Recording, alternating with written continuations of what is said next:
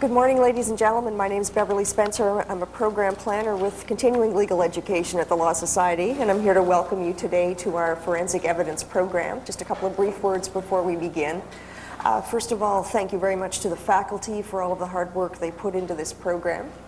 Second, if you could take a minute sometime today and fill out the evaluation forms in the binders, that would help us out a great deal in planning future CLE programs. And finally, I'd like to introduce Elliott Goldstein, our chair for today's program. He's a York Region lawyer who practices civil and commercial litigation and consults to the alarm and security industries. He's written and published over 6 articles and 2 books on the topic of videotape and photographic evidence, and he's lectured extensively throughout Canada on the legal aspects of video surveillance to the RCMP in Regina, the OPP in Toronto, the Canadian Police College in Ottawa, and at the Justice Institute of British Columbia in Vancouver. His book, entitled Visual Evidence, A Practitioner's Manual, published in 1991, has grown in size to 2 volumes and is updated annually. Please help me welcome Elliott Goldstein.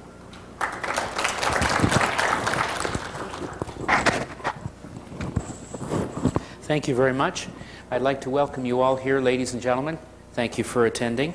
The idea to have a seminar or program on forensic evidence came as a result of a fellowship level class that was taught to that I taught to the Institute of Law Clerks of Ontario, and there was a great deal of interest expressed to take that program and bring it to the larger group, to the Law Society as a whole.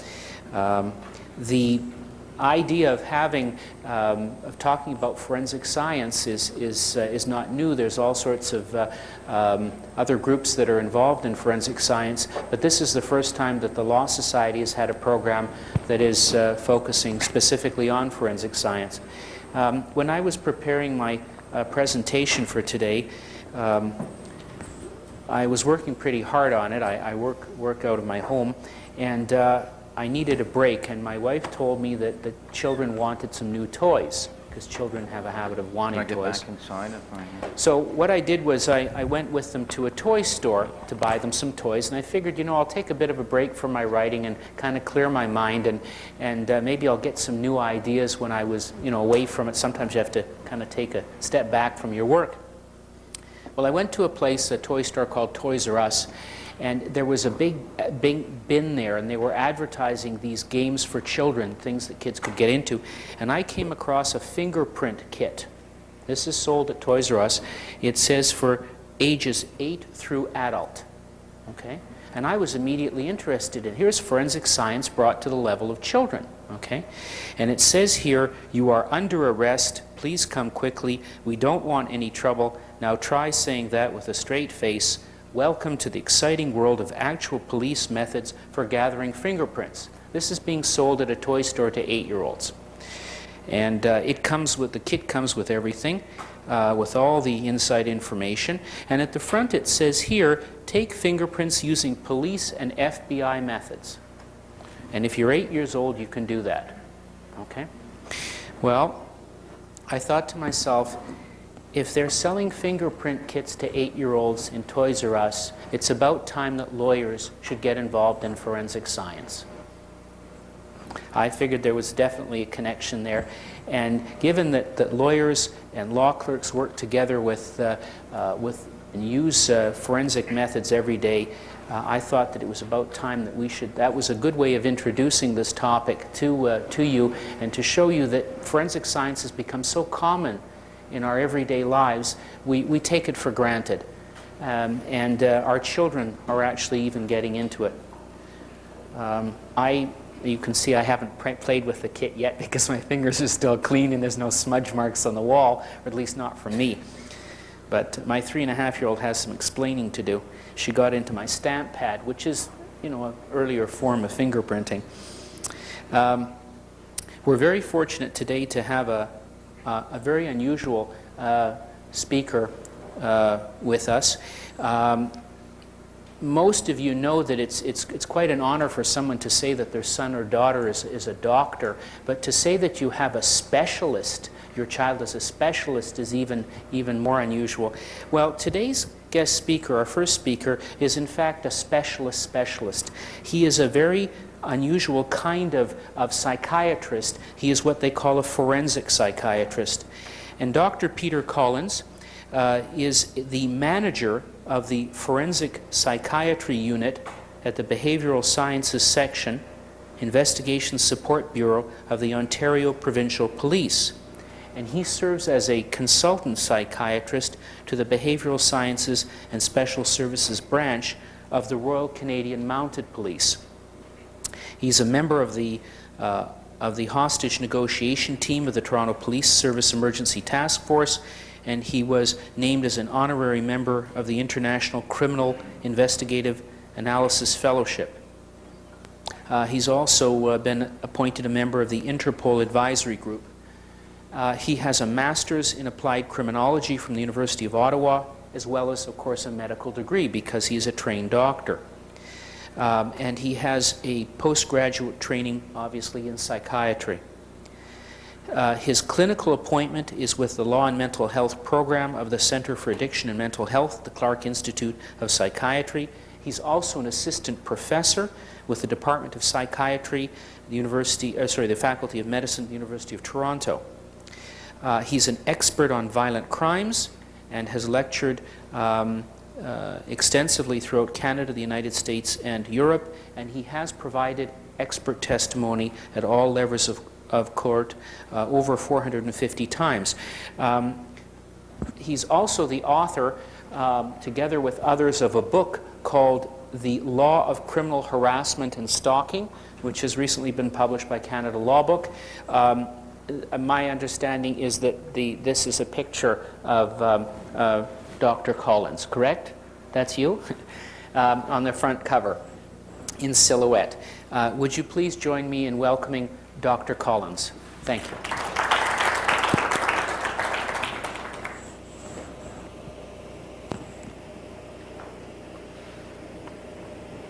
Okay. Is the mic on?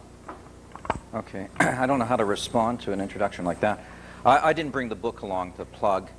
My mother doesn't consider me to be a specialist. As a matter of fact, she doesn't even consider me to be a real doctor. I have a brother and a sister who are real doctors. I wasted, in her mind, my a medical training by becoming a psychiatrist, and then wasted that by going back to the police.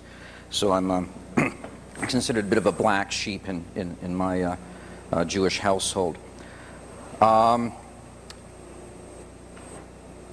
It's going to be hard to talk about forensic psychiatry just in the span of an hour and 45 minutes. So really, there is a handout, but I would prefer that I talk about and respond to things that you want to hear.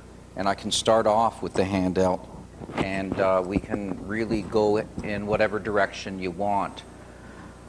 Talking about psychiatry, how it applies to the courts or other aspects of the criminal justice system. Now, you folks have heard a little bit about me. I'm not going to go around the room, but most of you, if not all of you, are law clerks then? No? What are some, I see shaking your heads, what are some of the representative professions here? Yeah. So financial regulators, okay. Any other investigators?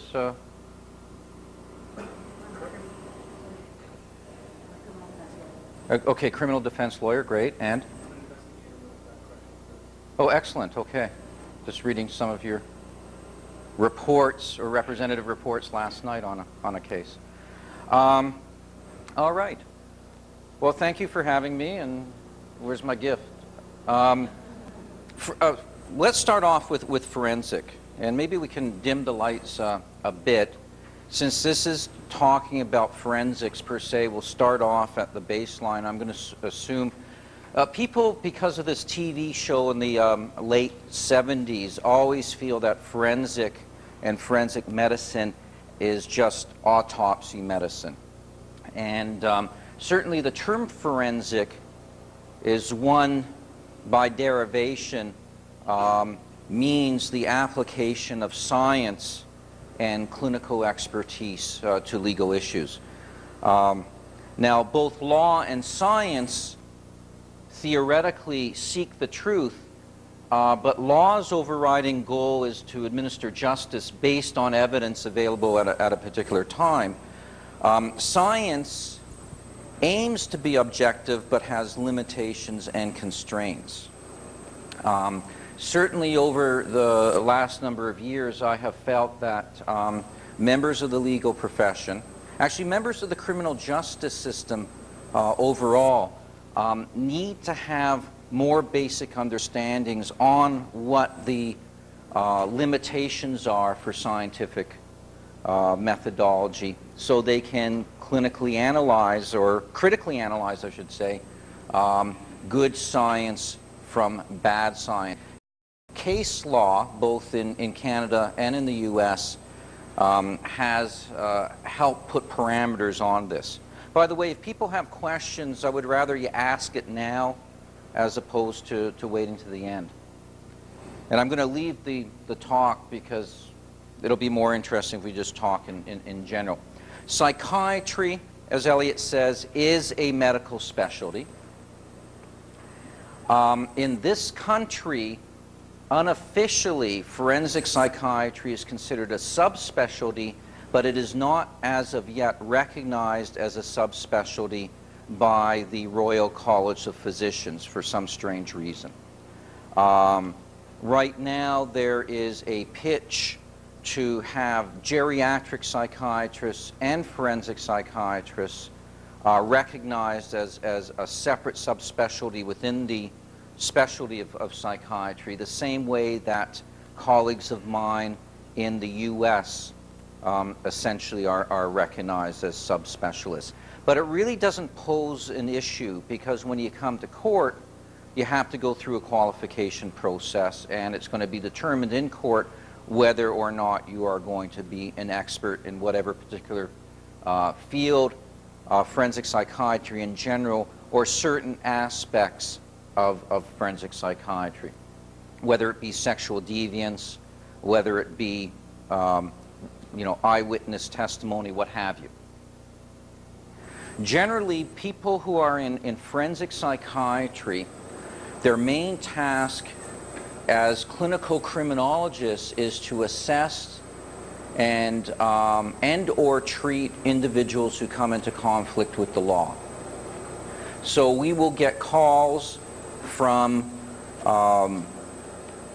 usually the court system or members within the court system requesting that we assess individuals. Now, this becomes a bit of an issue right off the bat because according to the health plan, forensic assessments are not considered to be covered under OHIP.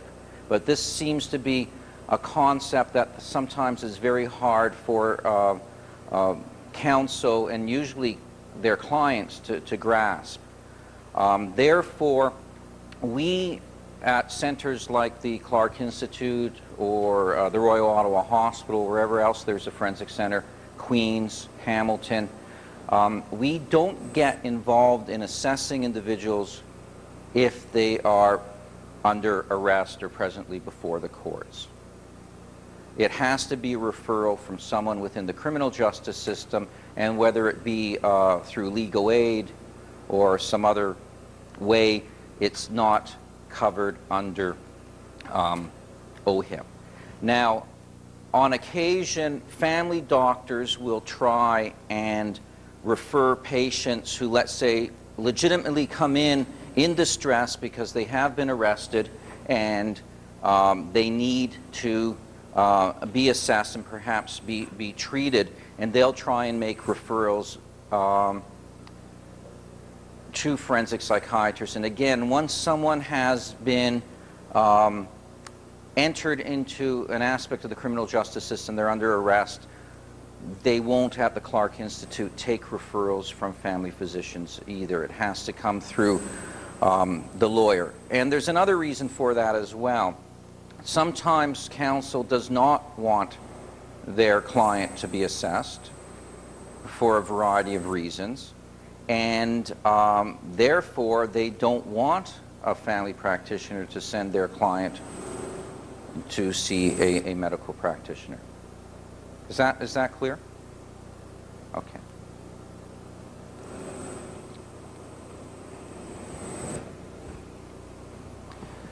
So as a forensic psychiatrist, I will act as a consultant to the Crown, to defense lawyers, to the court.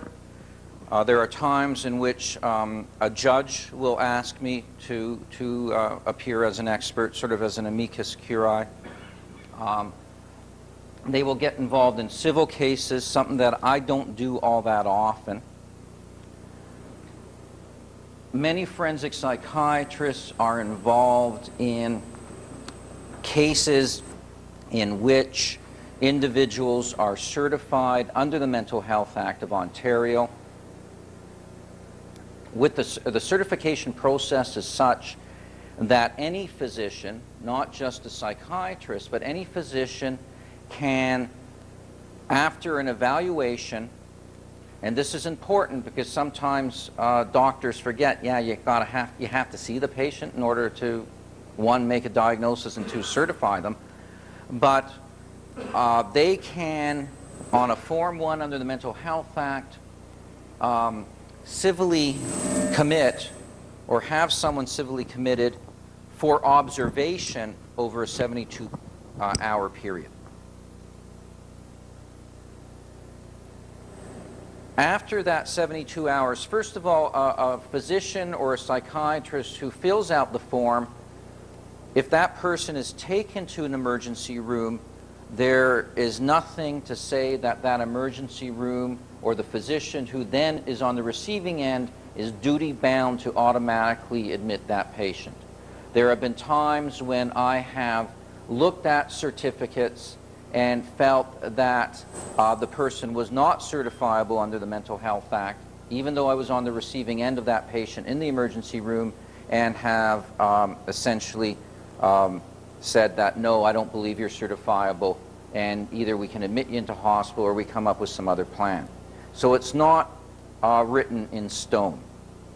Most psychiatrists, however, or emergency room doctors, don't really want to ignore the certificate, and so most of the time it means that it's an automatic admission into a facility.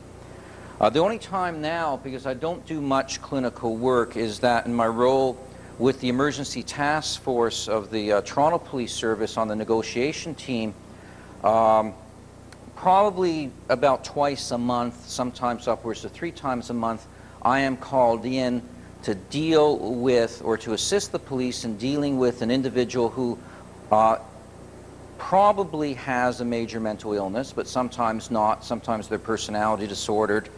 And based on my observations and my interview with that person, once they have been extracted from wherever they are barricaded, I will occasionally certify them under the Mental Health Act and then accompany them to hospital so I can present my findings to the emergency room.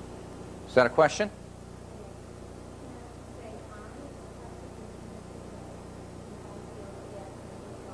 I'm sorry? You can go to a justice of the peace and through a process swear out information that will allow the police to apprehend someone. That's a different side of getting someone assessed. And of course, once they're at the hospital would have to gauge whether it is a legitimate use of that form or not. Well, you don't need to fill out a form. You would, if you have, let's say, you're already hatching a plan how to get rid of your boyfriend, I can see. And let's say, but remember, it's only 72 hours. Okay, so you're going to have to come up with something else. But you don't have to worry about filling out the form yourself. If you have a legitimate concern, and those concerns, by and large, are the same concerns that a physician would have or a police officer would have, although there's variations. The criteria are thus: 1, the person has to be viewed as being a risk to themselves. In other words, they're suicidal. 2, they have to be gauged as being a risk to someone else.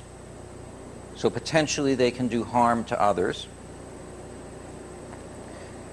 And the third criteria is they have to be deemed as being incapable of caring for themselves. In other words, some form of harm could befall them based on the fact that, given their emotional disturbance, they could end up in a confused state walking out into traffic. Or, I mean, it's been stretched to the point that they're making so much of a nuisance of themselves that they could end up being beaten up or harmed that way.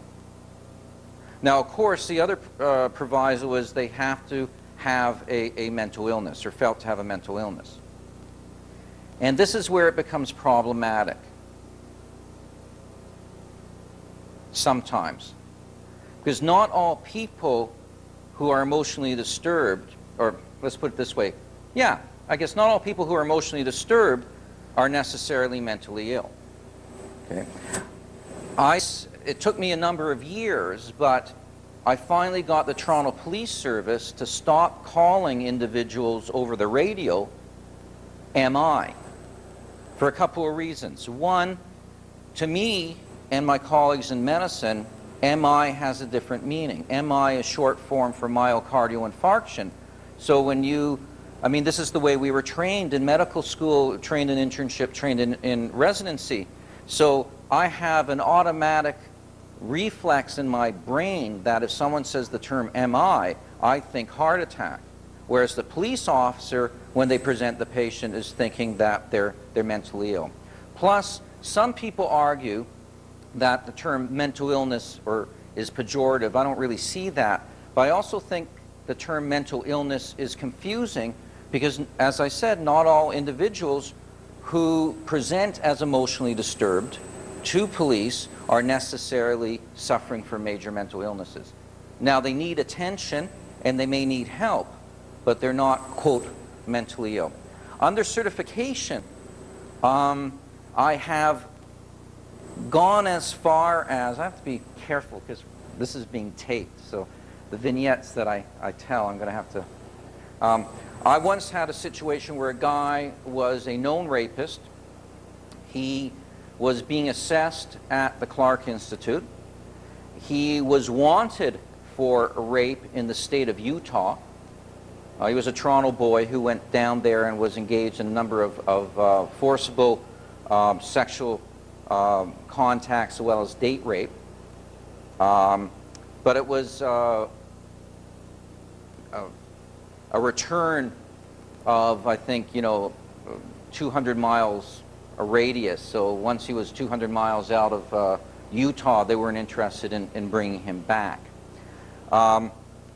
He was there in what was our sexual offender treatment program we don't have now, and he decided he was going to check out of hospital early before the completion of his treatment. We were concerned because he was far enough along in the treatment program that he was getting limited passes out of the hospital, and he had befriended a hairdresser who was in the neighborhood of the Clark Institute. And we were fearful for this woman's safety. Now, it was an issue is that, there's duty to warn, but he was not making any threats. He was actually denying it. But he was bound and determined that he was going to sign out a hospital and move in with his girlfriend of 2 days' duration, i.e. this hairdresser. And we were concerned. I ended up certifying him under the Mental Health Act on a Form 3. What's a Form 3? Once you're already in hospital, your voluntary status as a patient can be revoked. In this case, this fellow was in hospital as a voluntary patient, or he was, I think, ordered to attend the sexual offender treatment program through probation or what have you. And I determined that given criteria 2, he was a risk to someone else. Therefore, I certified him under a Form 3. Now, a Form 3, actually, it's the 2 major criteria, harm to self, harm to someone else. And there's this whole issue of imminent harm, and it's been argued what's imminent. When I testify at coroner's inquests, you know, this is posed as to what does imminent mean. I filled out that form knowing that I would be criticized. Any patient who has a form completed on them receives other forms that say they have the right to counsel, and automatically a lawyer will come in and see them, or a representative of a lawyer, to see whether they want to go further and contest that form in front of a review board. And indeed he did, but in the intervening number of days it took to strike the review board, things had settled down.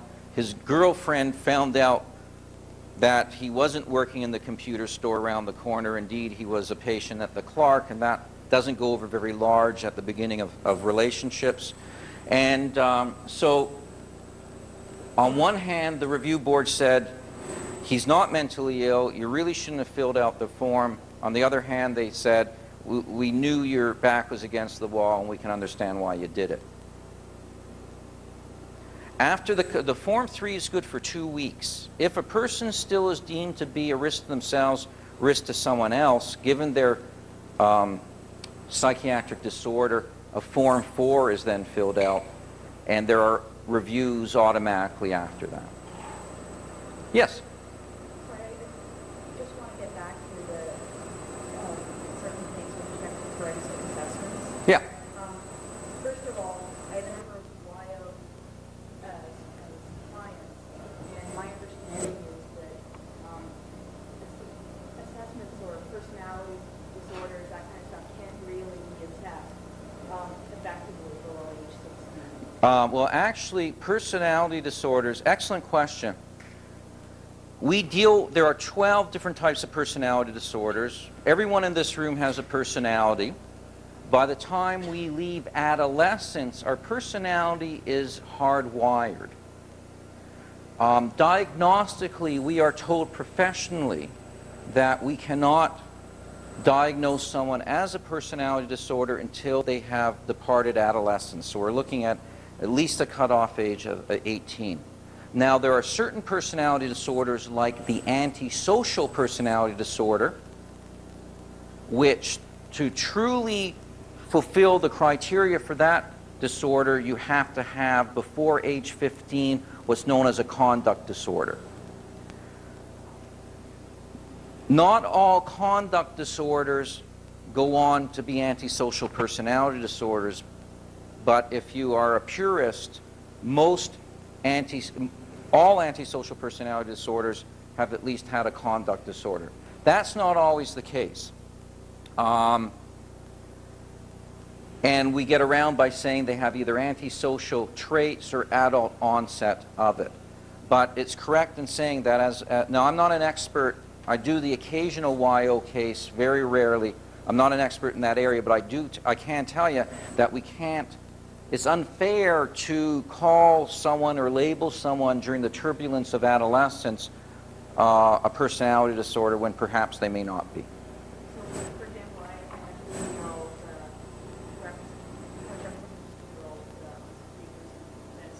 Mm-hmm. 2 years back, and she was assessed with borderline personality disorder at age 15. Yeah, it's Basically, on sentencing, the psychiatrist got up and said, well, you can't cure it, you just kind of have to, she has to grow out of it. And so the court's response was basically, well, we lock her up until she's 30 and see if maybe, you know, I mean, they couldn't lock her up until she's 30, but, you know, they pretty much have now.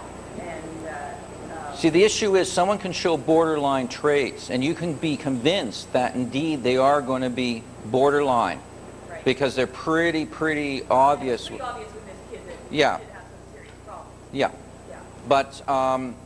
but they're also correct that there's no adequate treatment for borderline personality disorder. You can't change someone's personality. In terms of dealing with it on sentencing, in terms of cross-examining the expert, other than going to the fact that assessments don't really clarify until the person is a bit older, is there anything else? No. And if it's really obvious that they're showing the factors, you know, the 7 factors for borderline, I believe it's 7, then it's one that, you know, you can't call it, but you know it's going to happen. It's almost like a sixth sense that you have sometimes among psychiatrists. Technically, if someone presents with the signs and symptoms of schizophrenia, we're not allowed to call them schizophrenic for at least 6 months, because every sign and symptom is found in schizophrenia can be found in other emotional disturbances. And schizophrenia is such a, I mean, it is a terrible disease, and it's going to impact their life in all ways, shapes, and forms. So you look for other causes to the psychosis. But sometimes you can be sitting there, even on the first meeting, and you get this sort of sixth sense saying, you know, this guy, although I'm not allowed to call him schizophrenic, I know 6 months from now this guy's going to be schizophrenic. You know, these things are arbitrary, and what happens is that the rules and regulations, so to speak, for psychiatry are based on what the American Psychiatric Association has designated as the Diagnostic and Statistical Manual. And you see defense lawyers, you see crowns, I've seen some judges carrying this book around. The DSM-4, and we're at the level of DSM-4-TR. As of June of this year, there is yet another edition. TR stands for text revision. All it is a nomenclature. All it is a guideline. And it's a way of communicating with individuals who are in the business. So if I phone a colleague of mine down in California and I start talking about post-traumatic stress disorder, he's going to know what I'm talking about, because the American Psychiatric Association has brought together with a bunch of other experts in that area and have determined that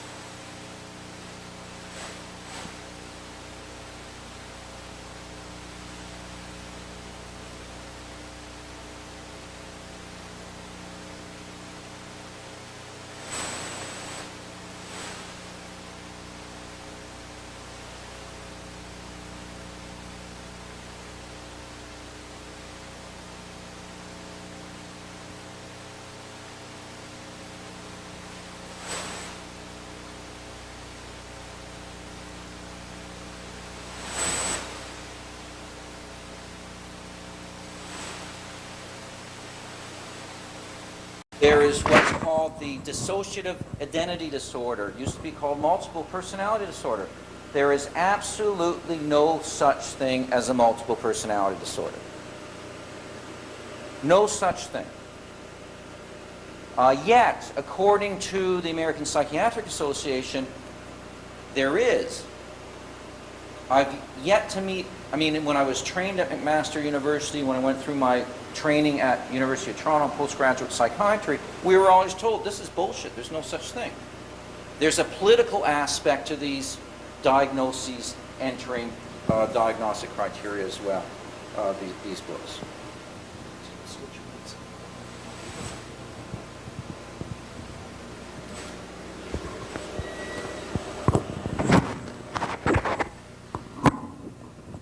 This one is working. Now we've gotten off topic. Ooh. My voice carries anyways.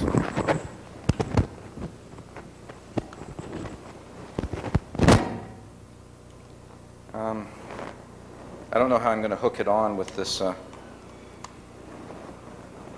right, I apologize. Is this making sense? Is this interesting? Okay. Because we've gotten a little bit off topic. Everywhere else in the world, they use a nomenclature called the ICD-10. It's the International Classification of Diseases.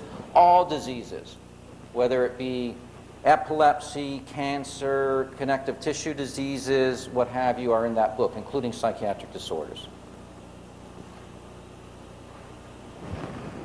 I don't know if I answered your question, but... That's fine. The other question I had was in terms of selecting an expert. You respect that. I've had cases where a lawyer says, oh, well, this person is great, but not for that kind of offense. Or, you know... Yeah, that's hard.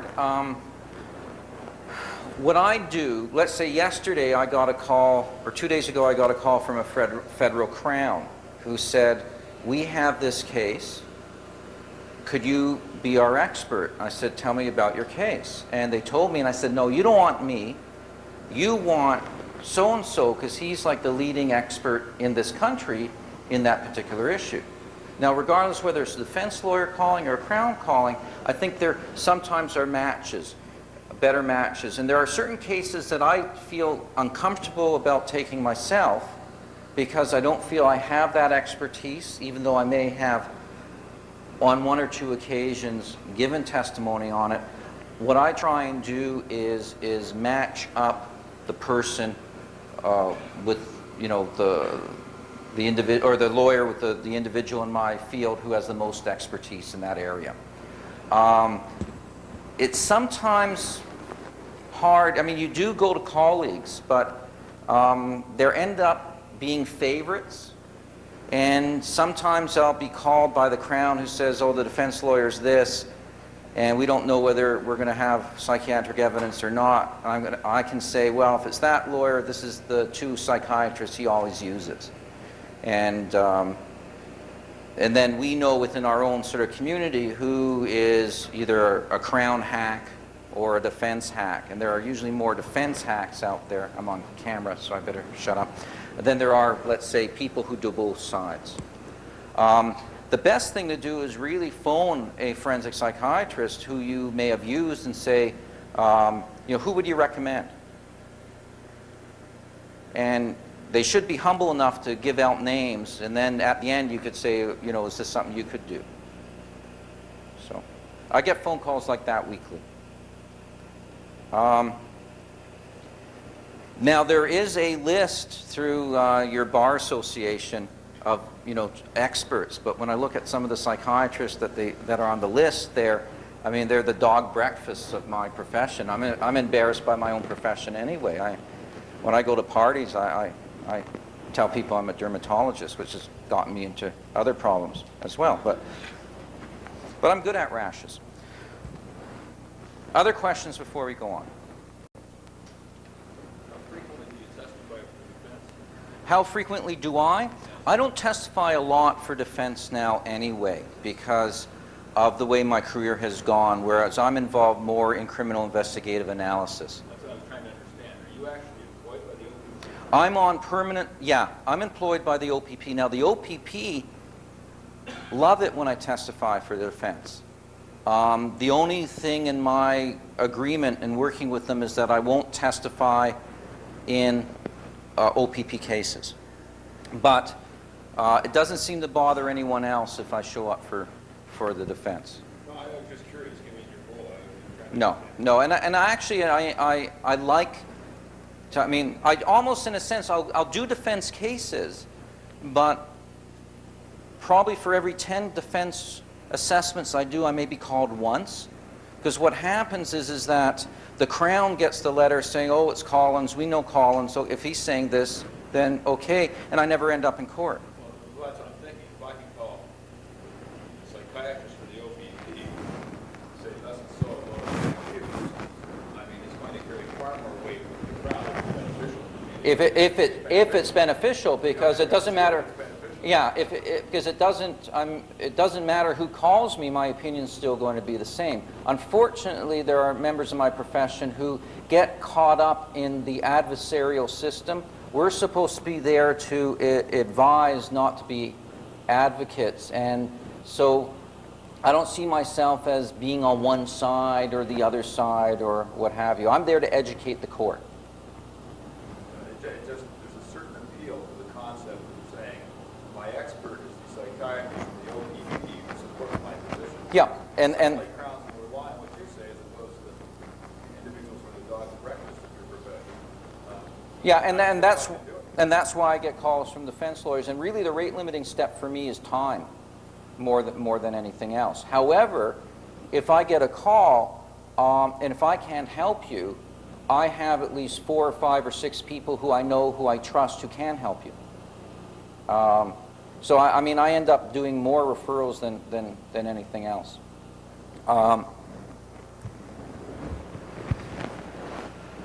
There are other forms of review boards.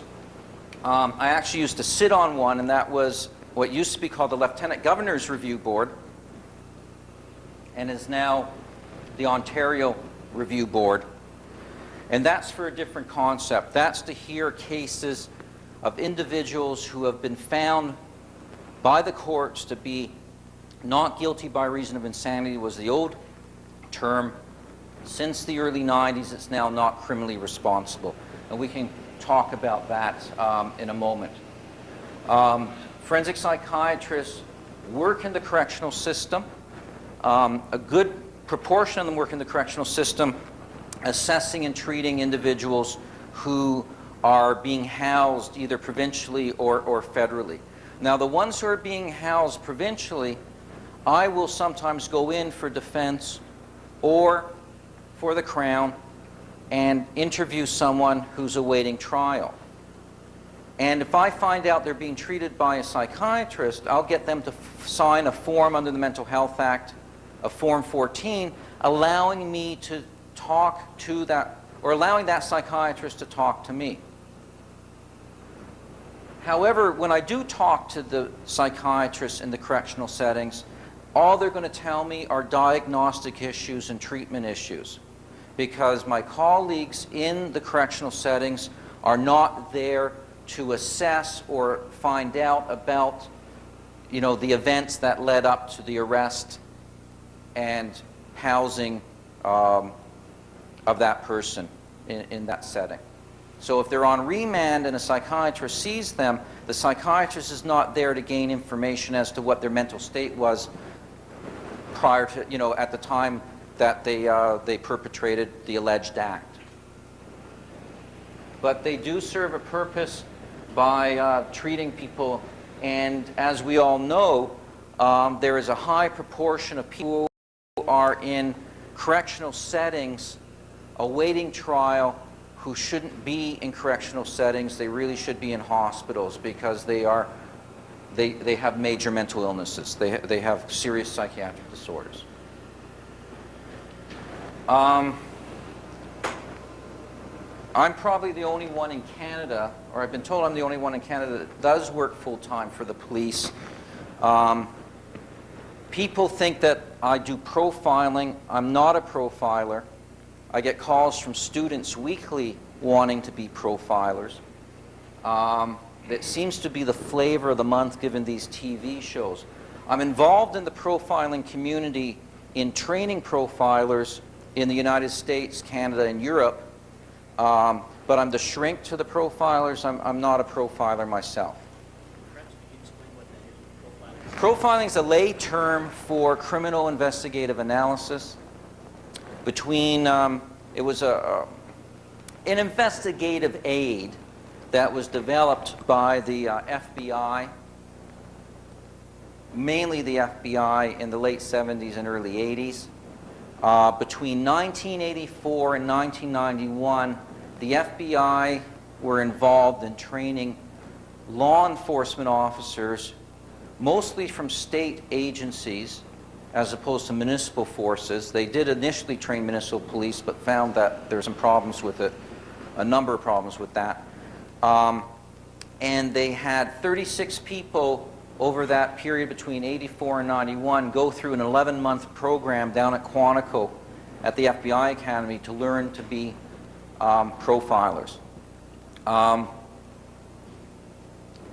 In 1990, the first Canadian graduate of that program came back to head up what was then the the violent crime, what did they call it? Violent crime analysis section, then it became the violent crime analysis branch of the RCMP. It's now called the Behavioral Sciences and Special Operations, or Special Services branch. But in 1990, I was asked by the Mounties as a forensic psychiatrist to work with this profiler who was trained by the FBI. In 1991, an OPP officer came back as a graduate of that program, and I was loaned out to her, and eventually when the Behavioral Sciences section was set up in 1995, initially part-time and then full-time, I came on strength. You have to be a police officer to be a profiler, and you have to be not just a police officer, but someone who has had at least 10 years of investigating violent crime. It's also just an investigative tool. And much of what a profiler does isn't always, quote, unknown offender profiling. It can range from undercover strategies to interview techniques, to a wide gamut of threat assessments. So they do a lot of things. Now, the graduates of that program created an organization called the Criminal Investigative Analysis Fellowship, which is recognized by the FBI as the other school of profiling that one can be trained under. There's actually a joint meeting right now between the fellowship and the FBI with all the members down in Quantico as we speak. Forensic psychiatrists will also serve as consultants to other agencies. For instance, on a fairly regular basis, the Law Society of Upper Canada will ask me to give opinions on members or even to assess members. Defense lawyers will also have me do back-to-work determinations or see their clients who are also lawyers. Same with the College of Physicians and Surgeons. I'm using me as an example, but certainly my colleagues do this as well. I will see the occasional doctor for the college, but more often than not, the Canadian Medical Protective Association, which is sort of the malpractice body association. They use in this community Insure, yeah. They use McCarthy Tetro almost exclusively, but not all the time. So I will do a lot of cases for lawyers at McCarthy Tetro, helping them with, defend, let's say, or assist them in cases where doctors have gotten into problems with the college. Same with the Ontario College of Teachers. I'll do assessments of teachers, etc. So we're often involved in that line of work as well. Okay.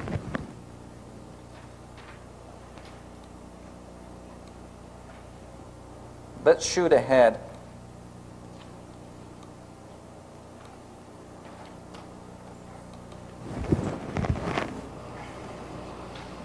You're such a quiet group.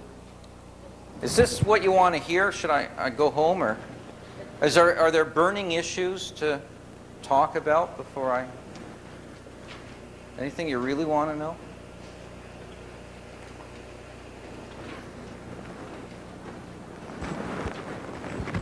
Okay.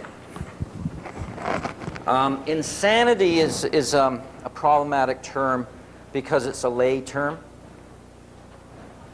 It's a term that's borrowed from common parlance, and it's developed into a legal concept. Now, the challenge for both defense and the prosecutor, mainly for the prosecutor, is to ensure that this common lay term of insanity doesn't invade the legal concept. Now, just a little bit about how this developed. Even back in antiquity, it's been recognized that there are some people who come into conflict with the law who are not to be held responsible. And in ancient Hebraic law, it was felt that both children and individuals who were mentally ill, many of them could not be held, at least for the mentally ill, not be held responsible for their acts. The first standard in Britain was set up in 1256 by Bracton, and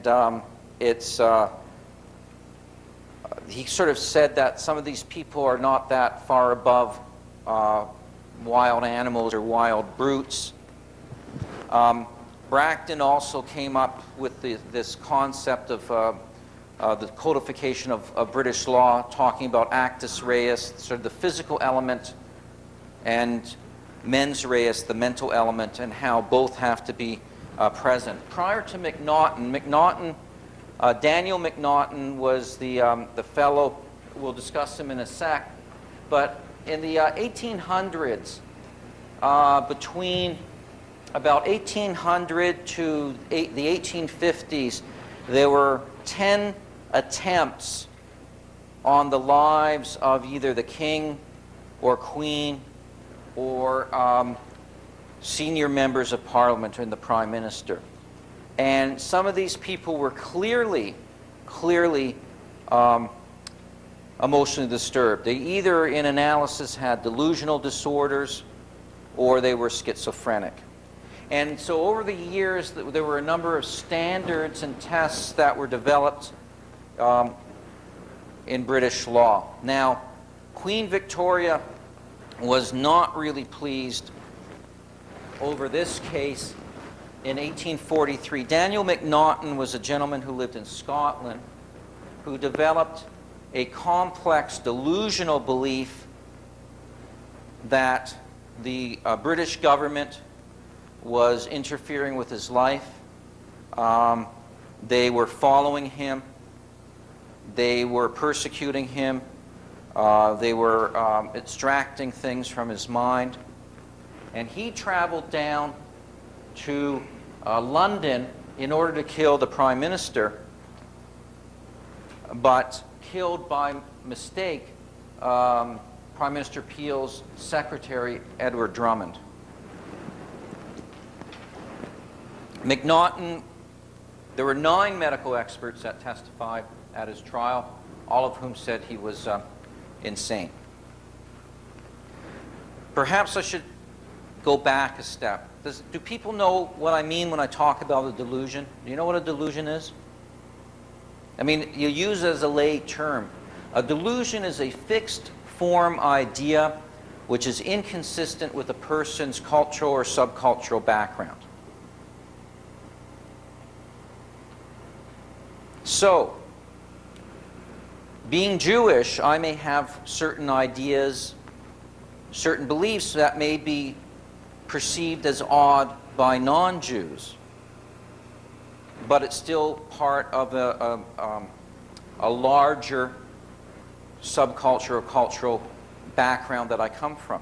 However, if this Friday night at Rosh Hashanah I stand up and announce that I'm the Messiah, you're going to bet that everyone's going to think I'm, to use the psychiatric term, Meshuggah. I'm crazy. Okay? People tend to have delusions that are bizarre, but if they're bizarre, they still follow 3 general themes. What's the most common delusional theme that we see in psychiatry? Delusions of persecution, paranoid delusions, by and large, are the most common delusion we see. It's the delusional belief that someone or some agency, whether it's within this world or not in this world, is persecuting us. Religious delusions are very common as well. Delusions of religiosity. Grandiose delusions are also common. But certainly delusions of persecution are the most common. There are other types of delusional themes like somatic delusions, the delusion that you have an illness. Bizarre delusions tend to be found in illnesses like schizophrenia or mania or even depression. So the mere fact that you are delusional doesn't automatically mean you have schizophrenia. You can also have delusions that are drug-induced.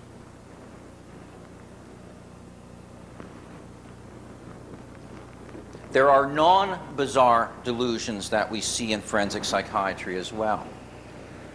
These are people who are, for all intents and purposes, normal, whatever normal is, except they have a narrow band of delusional thinking. And they're called non-bizarre delusions because in reality, these things could happen, like organized crime is persecuting me, or my wife is fooling around on me, delusional jealousy. Or trying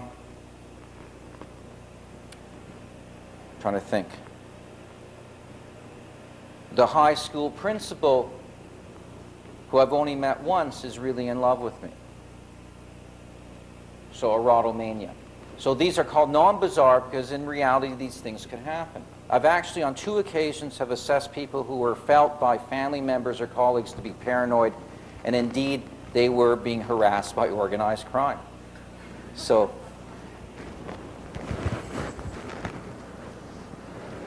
what's the difference then between a delusion and a hallucination? Because sometimes the two are mixed. okay, the other part of, okay, when we see someone who is thought disordered, thought disorder is another term for psychosis. So someone who is psychotic usually has delusions,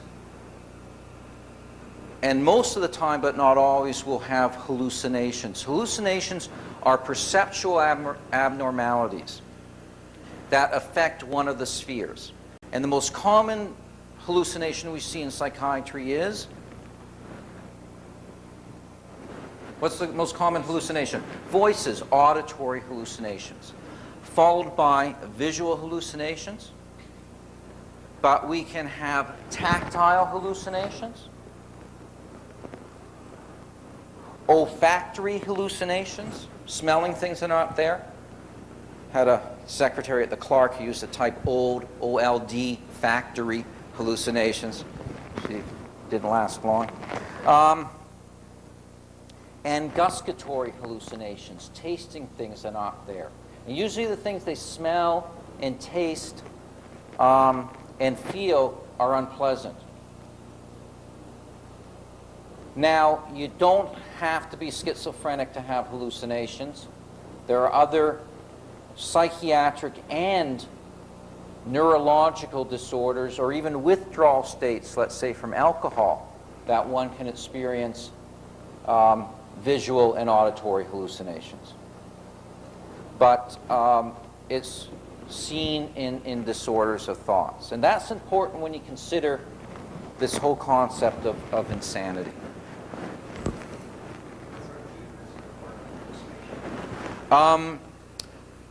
The mainstay of treatment in any disorder in which, because all these disorders like schizophrenia and mania and depression are all due, for the most part, to biochemical screw-ups in the brain. Now, it's more complex than that, but there's either an excess of neurotransmitters or a depletion of certain neurotransmitters that cause the brain to think this way, or to hear things that are not there. There are what's known as antipsychotic medications, which over the years have gotten better. Now, the antipsychotic medications, let's say for schizophrenia, will deal with what's called the positive symptoms. The positive symptoms being the added-on symptoms like voices and delusions. But they're no good for the negative symptoms, because it's an illness like schizophrenia isn't just hearing voices and having delusions. It's also, having lethargy, and it affects all aspects of one's life. Lack of pleasure in anything that before gave them pleasure. And the medication doesn't have much impact that way. But if it's going to work, it's going to work on both the delusions and the hallucinations. There are controls for these illnesses. There are yet to be cures. But because in many respects some of them are genetic illnesses, they're familial illnesses, if we can find, let's say, the gene locus for schizophrenia, which is what they've been actively trying to do over the past 10, 12 years, if they find the gene site for, let's say, schizophrenia, then we're that one step closer to getting a cure for this very terrible illness. For all these genetic illnesses as well, you find the site, the genetics screw up, you can get closer to a cure. The analogy is that 10 years ago we didn't know where in the world the gene lived, the gene site. Now, not only do we know which country the gene is in, we're getting closer to knowing the province. This is an analogy, which often doesn't work when I teach police. What we have to do is find the city in that province. Once we find the city, find the neighborhood. Once we find the neighborhood, find the street. Once we find the street, find a house on that street. In that house will be a room. In that room will be a chair. And underneath that chair will be a quarter. And that quarter is what would be the gene site that causes the abnormality of let's say, schizophrenia. So we have a lot to do in terms of research. Queen Victoria was really angry over the fact that MacNaughton was not hanged, and wanted clarification. Oxford was a guy who decided to take a pot shot at a fellow named Lord Onslow a few years earlier, and was also felt to be insane as well. There was another case in which it was felt by a guy that all the troubles in the world were due to his existence, and if he somehow died, then the world would be free of troubles. But if he took his own life, he would go to hell, and he didn't want to go to hell. But if he took a shot at the king and intentionally missed, he still could be tried for treason and still would be hung, and thereby the world would be saved from future harm because he would be dead, but also he would go to heaven because he didn't take his own life.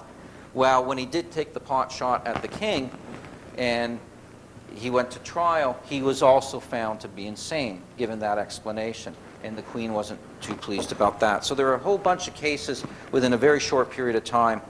So she had a committee struck of justices, and this is where the MacNaughton standards were set up. It was actually post his trial that the MacNaughton standards were set up. But the Canadian criminal justice system is based on MacNaughton. And there have been modest variations, even within the last decade in the 90s, to it.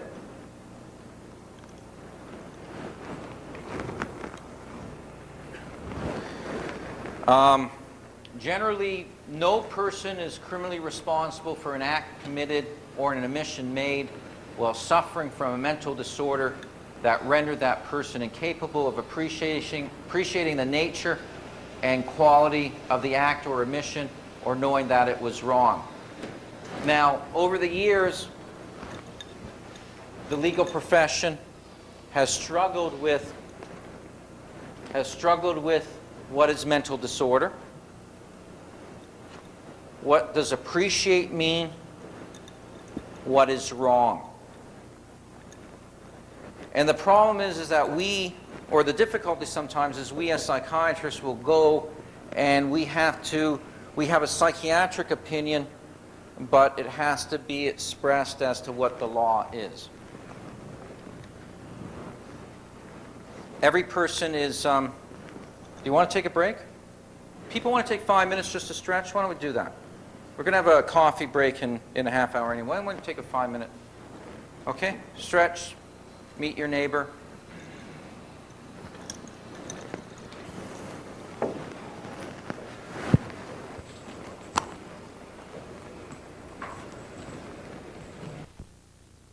Hours, and it's really more under the guise of the psychologists who would work for us.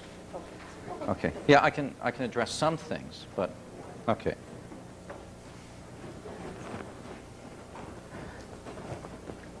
Okay, let's go back to talking about Section 16. I'm going to whip through this because you could open up a criminal code and find this for yourself.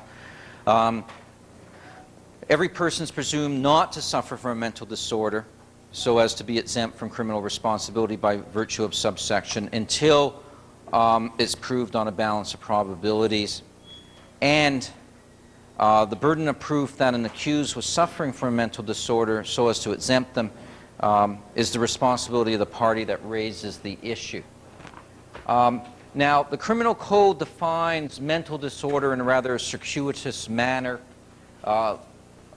You know, this whole idea of a disease of the mind, there's no psychiatric equivalent of what a disease of the mind is. So ultimately, it's going to be up to the judge to decide whether a requisite, you know, one of the illnesses is a disease of the mind or not. A question that came up during the break is this whole issue of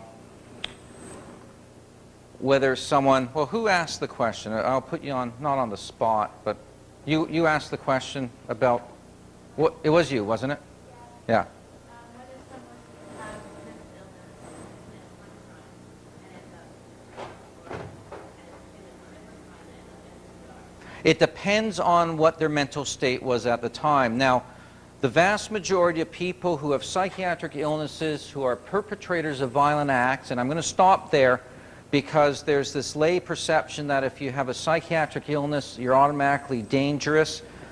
It's only slightly higher than the rest of the non-psychiatric population. Certainly having a major mental illness will put you at higher risk. Really, the best predictor of future behavior is a past history. So if you have a schizophrenic who has a past history of violence, that is going to be somewhat predictive of what the future will be. But many people, or most people who have that illness, schizophrenia, don't even get into trouble with the law in the course of their life, or if they do, it's for, quote, nuisance, close quote, offenses. But it really comes down to what the mental state was at the time of the offense.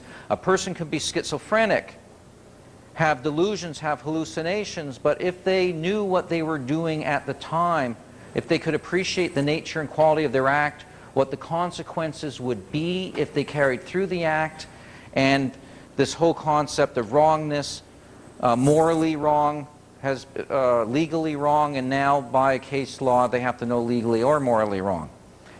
I'll give you an example.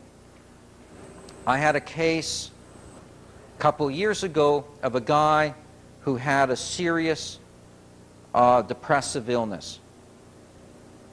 Absolutely clear that he had a serious disorder and was beginning to have some paranoid thinking associated with this. Life was unbearable for him, and he decided he was going to suicide. And he was going to suicide by getting involved in a single motor vehicle accident on the 401. He did so and survived and got charged. A number of months later, he felt, and he had a series of hospitalizations over the years, was that he was so ill that he should perpetrate a crime, a serious crime. Because of his illness, he should be kept in hospital for the rest of his life. Now, without getting into too much detail, he decided he was going to stab a stranger. And he, in his apartment building, followed a 17-year-old lad into the elevator, took out a knife, stabbed him, killed him, went back to his apartment, cleaned the knife, hid the clothing, I think washed the clothing, got dressed, and went to meet a female friend for dinner at her apartment. He was arrested, and the defense claim was this guy was insane. I could say that, yes, he was mentally ill or psychiatrically ill, but his pre-offense planning, the goal for the act, what he wanted to accomplish, he knew what he was doing. And ultimately, he was held responsible for it. You can have a case of someone who knows that they are killing, but still be found insane. I had another case of a guy who began to develop what was clearly a schizophrenic illness over a period of time, began to hear voices. It began to interfere both with him socially and at work. Very paranoid, felt that his conversations were being monitored, had this delusional belief that he could only turn right, because if he turned left, somehow that was evil. So whenever he was going to point A and B, from A to B, it would take him for hours because he could only make right turns when he was driving. He had the belief that his brother had been inhabited by a spirit of a demon. And he had the belief that he as well was at risk for being possessed by a demon as well, because he was feeling so physically unwell. He was hearing voices that were telling him to also kill the demon. Long and short of it was, he ended up killing his brother,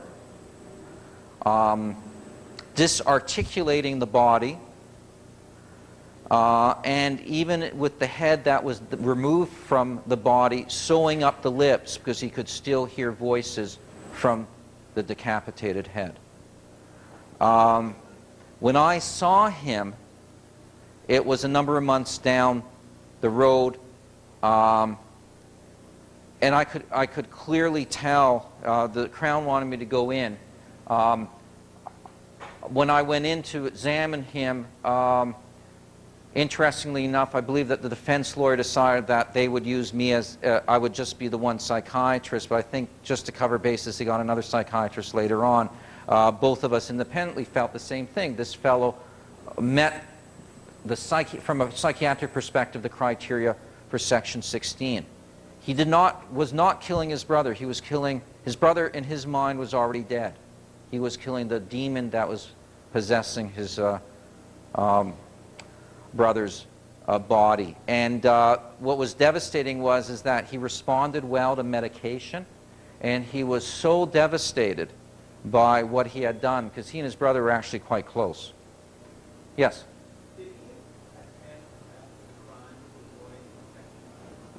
No. Now, what I have later on, what I have is perhaps in the handouts. I don't know if I included them. I didn't.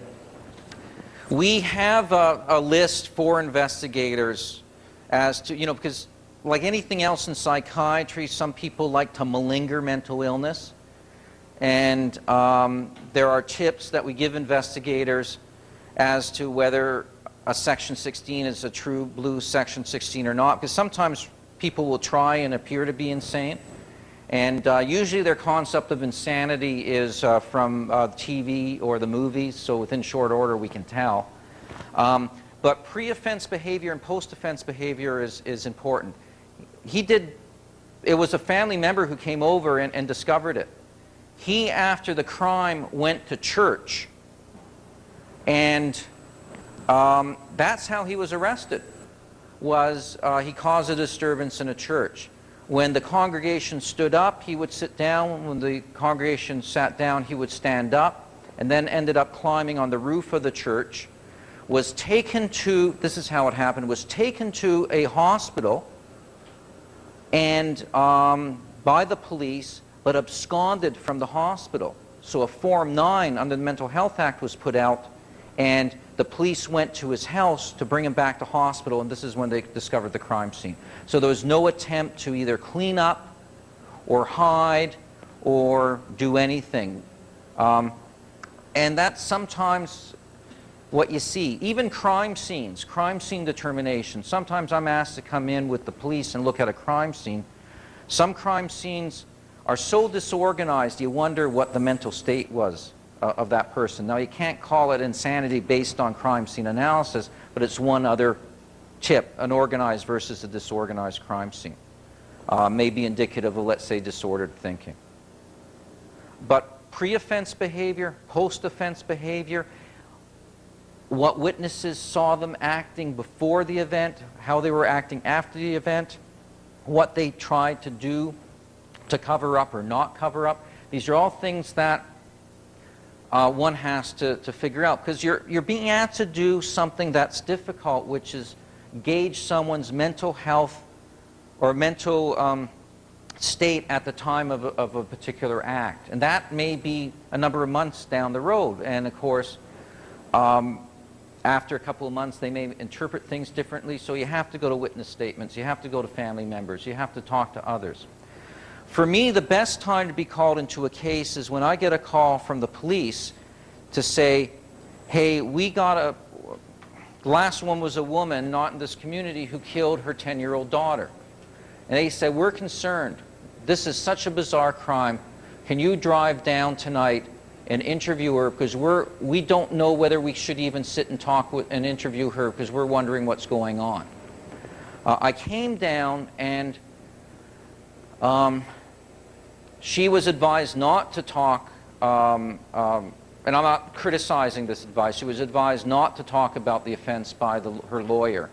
But based on everything she said leading up to the event, her account of what was going on, and everything she was saying after, my report said I believe that this woman may likely be a candidate for a Section 16 defense. And the police were able to handle that accordingly. I've had other cases where they've arrested people for, let's say, stabbing a spouse, and they're so thought disordered that they can't even communicate with them. I've been asked to go in and see, you know, what's going on.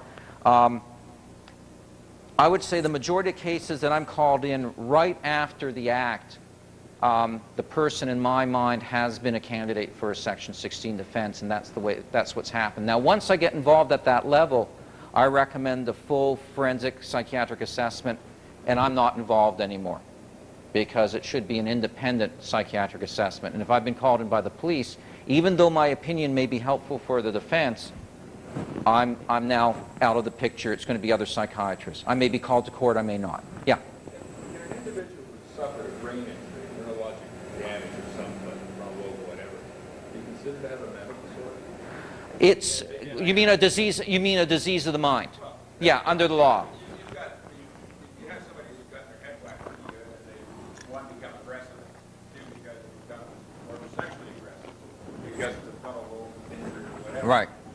Is it possible to argue that that's still, in fact, also a mental disorder? It has been argued, sometimes successfully, sometimes not. What's your... It depends on the person. And you know, it really comes down to neuropsychological testing as to what that shows. But in some cases, yeah, some cases not. I ask it because 10 or 15 years ago that I had occasion to defend an individual with exactly that situation. The court sat there and said, he's obviously had a serious brain injury. Nobody wanted to possess him. The park didn't want to touch him. The judge sent him up to the park. They phoned me the next day and asked me to take him out because he was so sexually aggressive. Mm-hmm. And there was just no way to deal with it. The judge questioned whether he had the authority even to remand him to the park for the assessment because it was obviously a physical injury. Mm-hmm. And what I'm curious is, you see that type of case where some judge is saying, well, we've got a brain injury, but we'll say it's a mental disorder. Well,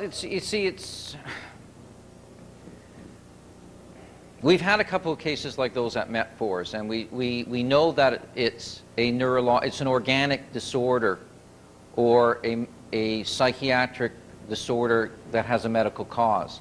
So we will still assess them. Yeah, we will still assess them. Now, what happens, of course, is who knows? The problem is getting the judge's authority to assess it. Yeah. Saying it doesn't fit within his understanding of the definition of Well, things have tightened up because to order an assessment now was a lot looser when I first started in the business. Now it has to be an issue, yeah, it has to be either an issue of Section 16 or fitness. Now, fitness is a different issue. People can be insane but be fit. People can be fit. People can be insane but be fit. People can be unfit but be, you know, still responsible for their acts. We will often be called in to see individuals who are considered to be unfit to stand trial. How are they unfit? If they don't know what they're charged with or the seriousness thereof, if they can't or have no knowledge or delusional perceptions of the court process, they don't know what the role of the judge is, they don't know what the role of the prosecution is, they don't know what the role of the police, their own defense lawyer, they don't know what pleas are available to them or would be available in a court process. They don't know what it is to take an oath or what an oath is. And this is the hardest one to gauge, they would not be able to instruct counsel. Then they may be unfit. Now, sometimes people are unfit because they are mentally ill, but there's a sort of lack of sophistication, and in the fitness process, we're often involved with coaching them and educating them to a point that, yes, they can be fit. There are, you know, it's a clinical interview, but there are also some fitness standard tests that we will apply as well.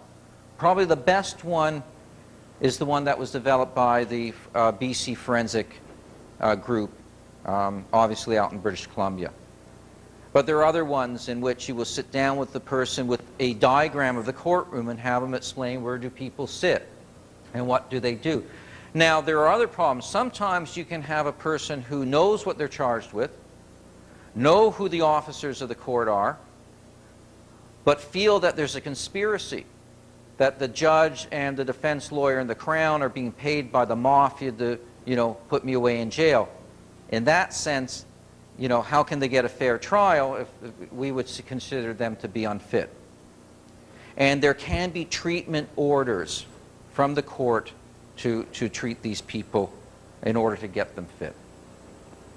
I once was at a fitness hearing, and it's there was the question as to whether the guy was fit or not, and the defense lawyer thought the guy was fit, and I as a psychiatrist didn't. In the middle of the proceeding, the accused stands up, points to the judge and says, "You're wearing my fucking watch." And it went downhill from there. The judge had to respond too. Okay. This is on tape. I'll never practice in this province again. I know it. Questions? Yes? Temporary insanity, yes, there is, but it's rare. It does occur, but it's exceedingly rare. And I've yet to see... I've seen people who have been temporarily insane. I've yet to see it actually be successful in court. There is a syndrome which occurs among people who are sensory deprived, where they can have what's known as brief reactive psychoses. I've seen that happen. I've seen it, brief reactive psychoses, in individuals who, let's say, are refugees who have been tortured in their country of origin, come here. There's no established community with their ethnicity, from their ethnic background. They're alone, they don't know the language, and they have become psychotic. But thankfully, they haven't perpetrated any serious crimes. If they did, I could see them as being perhaps under temporary insanity. I've yet to see a true case of it where it's come to Section 16. I've seen illnesses where if they had done serious harm to someone, they perhaps would have met the criteria for it.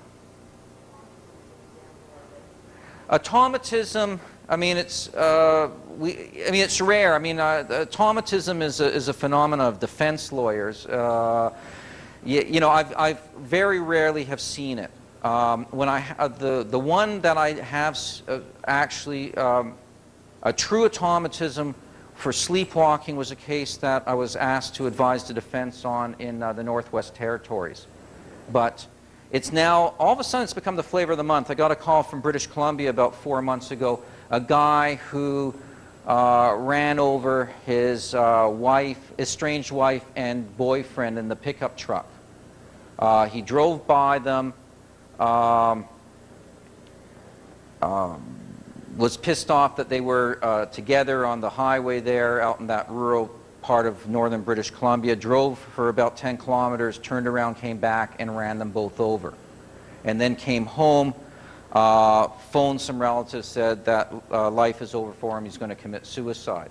And the defense was automatism. It obviously didn't work. But automatism can happen, but like anything else that can happen in psychiatry, sometimes, unfortunately, in the legal system, it will be applied to cases where it shouldn't be applied. So that's actually a non-insane automatism, or things like sleepwalking, etc. I've seen very few. Seems also to be a North American phenomena. If you talk to our colleagues in Britain and in Europe, they don't get automatism. It's rare for them to have it's more of a U.S. phenomenon. Yeah? I'm trying to understand whether there has to be a physical basis in order to make a determination that suffers mental disorder. There has to be a physical cause or effect. No, it has to be psychiatric. Now, having said that, all of the psychiatric illnesses we have are brain disorders. So, I mean, it's not like in the old days that it was felt that you had schizophrenia because your mom was cold and distant, or they had all these theories that it was the way you were raised. We now know that these illnesses are, in part, some of them are familial, as are a lot of illnesses. You know, the best way to avoid mental illness is really to come from a family where there is no mental illness. Same way the best way to avoid heart disease is to come from a family where there's not a history of heart disease. So on one hand, they are physical illnesses, but they're considered under the guise of psychiatry. So it has to be a disease of the mind or a mental disorder for them to be Section 16. But the disease doesn't have to be I guess the disease could be physical rather than mental. Well, diseases can be mental as well. There doesn't have to be a class. Well, I think we're both agreeing but saying it in different ways. Okay, you don't have to have an arm in a cast in order to have an illness. You see what I'm saying? Illnesses can also be expressed in psychiatric ways. That's why the criteria under the American Psychiatric Association is the Diagnostic and Statistical Manual of Mental Disorders, which are diseases. But not everything in the DSM, obviously, is a disease. So, other questions? Yeah. I'm sorry? The accuracy of assessments. I've seen a number of assessments done in jails for the purposes of denying the mandatory parole, which turned out to be very inaccurate in hindsight. I don't know enough about those assessments because I don't do correctional psychiatry.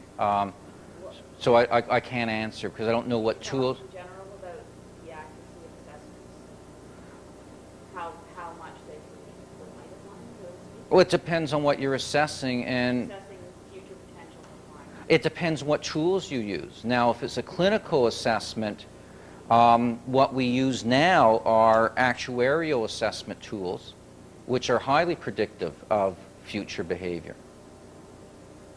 So there'll be things like the SORAG and VRAG and the hair psychopathy checklist, which have a high reliability and validity. And what kind of percentage is that I- in terms of high? Well, it depends on what they score. See? So it depends on what they score, but there have been actuarial tables, which is hence why they call it actuarial tests, that will compare that person to, let's say, a given population in either a male forensic setting or a male penitentiary setting, and then they make the prediction from there. So it depends on what the score is.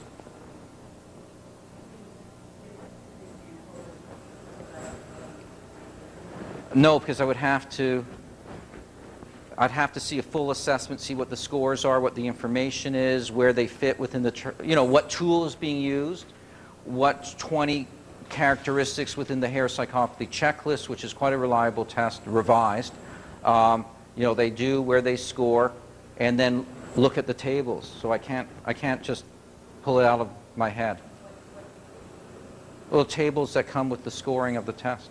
All of these are available for you in court when you cross-examine the expert. I'm sorry?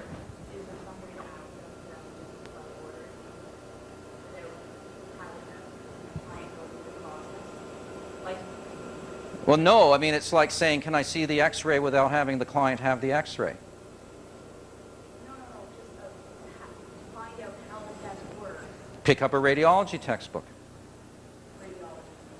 Yeah, you see the analogy? You want to know how x-rays work?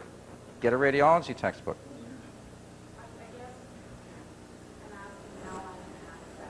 Lots of books on the hair psychopathy checklist. Hair, there's on the web, a very good site, both by Robert Hare, by Stephen Hart, who's one of his co-authors. All this stuff is easily accessible. I mean, I teach a third-year psychology course at Arundel, where I'm also on faculty, and my students in third-year psychology are coming in with the tests that they pull off the internet to discuss. So they're there. Nothing's a secret. But I can't answer as to how a person's going to score before they've even taken a test or what the predictive value would be. The actuarial tests have been great because they augment the clinical interview. I mean, there are times when I testify at a dangerous offender hearing where I have to stand up and say, look, you don't need a psychiatrist here to tell you that this guy is dangerous. But by law, they do need a psychiatrist there, and it's helpful to do things like the SORAG, which is the Sex Offender Risk Assessment Guide, the VRAG. All these tests are out there and accessible for counsel.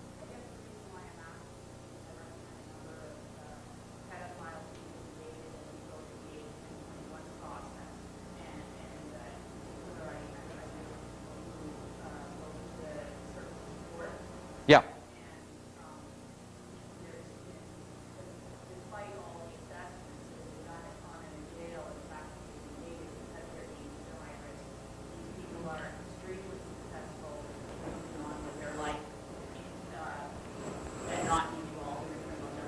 At what point after they are released are you using this? 5 years. Okay, whereas if you look at the stuff by Carl Hansen, they're just entering the period where they're going to be most dangerous because the highest recidivism rates are after 5 years. See, so there's so many other factors involved. And are they also not recidivating because they are on the 810.1 and have the circle of friend groups? How can you tell? Mm-hmm. Yeah. No, if you look at Marshall and Barbary, 1988, it's year 4 and beyond. If you look at Hansen, 1993, 1994, and some more current stuff, the longer they're out, the more at risk they are.